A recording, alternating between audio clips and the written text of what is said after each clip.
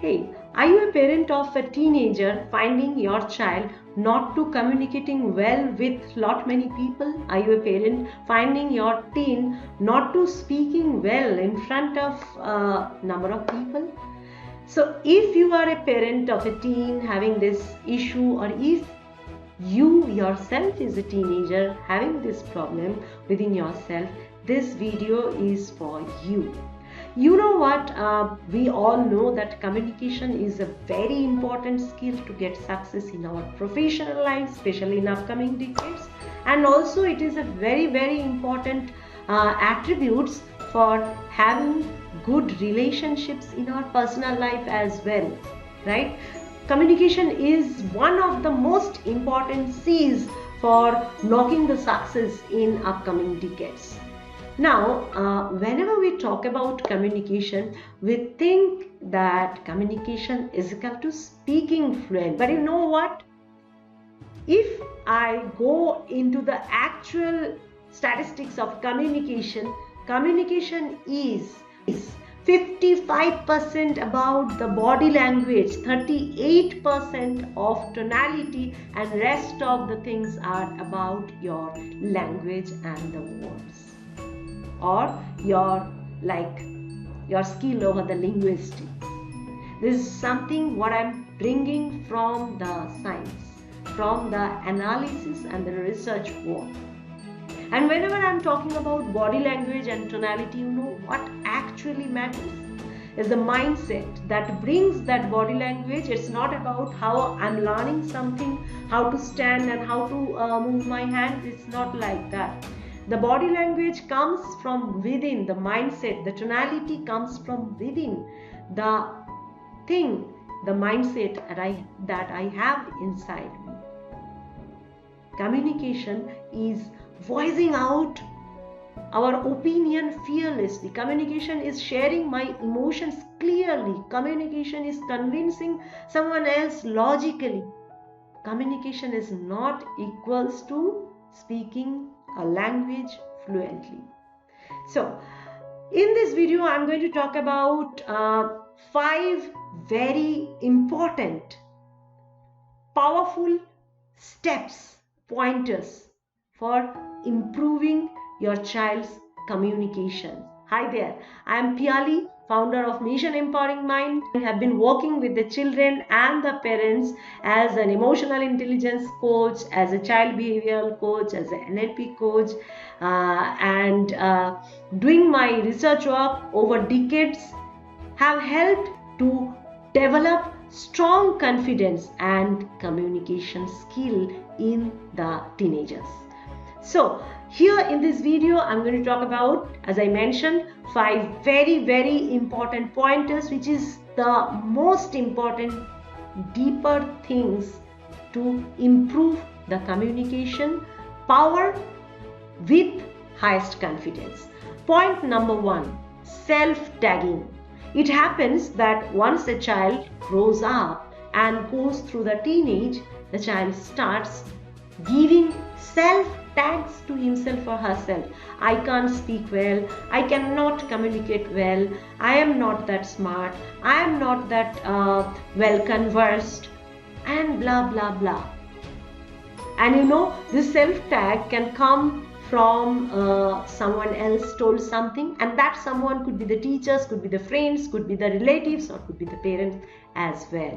So from other words, the child picks up and starts giving the tag to himself or herself. The more and more the child attach that tags to himself or herself, the child start developing that disempowering belief that stops the power of communication.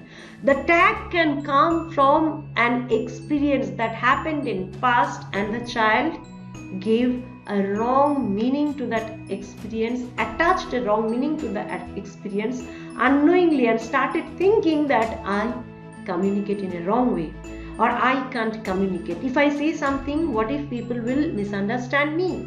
What if people will start teasing me? So the self-tag can come any previous experiences by the child's way of giving the meaning to it. So in first place, encourage your child to free himself or herself from giving the self-tags. Point number 2, resistance.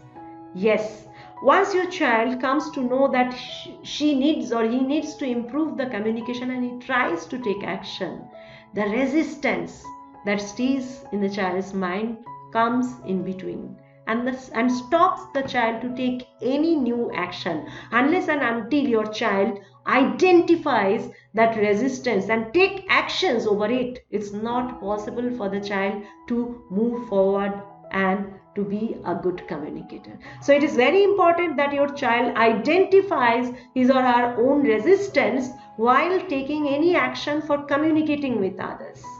Point number 3, which is a very technical point. When we talk about communication, it is very important that your child is handy with all the resources of communication. And when I'm talking about resources, what I mean like different resources which is related to speaking, different resources which is related to listening, different resources which is related to writing. Your child should be handy, means should have lot of resources to listen, should have lot of resources to write, should have lot of resources to read, because communication develops over a time period with the help of those resources. This is a very technical point. Point number 4, exposure. Not in a very formal way, always doesn't it doesn't mean that you have to put your child in public speaking classes or something like that. In a very casual way, making your home environment in such a way where number of people are welcomed and your child gets a casual exposure to speak to number of people, where you go and meet number of people and your child gets an exposure to see number of people, to talk to each other. Yeah, so this is very important that your child is with the environment where he or she gets lot of exposure, where he can see that others are communicating with each other freely. And fifth and the final point, which is least but the most important point, is the skill of managing the disempowering thoughts and emotion. Every time when we try to communicate, before communicating, a thought comes in our mind and it's followed by an emotion. So if the thought is a disempowering thought, if the emotion is an unpleasant emotion that disempowers the child will never be able to communicate well. So it is very, very important that your child develop the skill of managing these disempowering thoughts and emotion. Your child develops the realization and reflect on these disempowering thoughts and emotions and knows how to manage them. It's self-management skill. So I talked about 5 pointers. Let me very quickly brief once again all the pointers. Number 1, encourage your child to not to tag himself or herself in a disempowering or negative way. Number 2, encourage your child to identify the resistances and take action which stops him to communicate. Number 3, make your child handy with the communication resources. Number 4, casual exposure where your child can see other people to talk to each other very easily and casually. And number 5, developing the skill of managing the thoughts and emotions, the disempowering thoughts and emotions. The development of that skill within your child is the most important thing for communicating with confidence. Now, if you want your child to develop such skill, we have a workshop where we take the children through a never before journey where they develop that self-management skill to manage their disempowering thoughts and emotion. I have put the link of our workshop in the description section. Please check the link, and if you want to enroll your child, go for it. Gift your child the awesome opportunity to develop the self-management skill, the power of managing his or her own disempowering thoughts and emotions. And if you feel this video is really helpful for you, then don't forget to like, don't forget to subscribe our channel so that you can get more videos like that. You can be notified about the next videos and get lots of help. Yes, so with that, I'm Piali signing off from here. See you there in the next video. Have a great time. Thank you.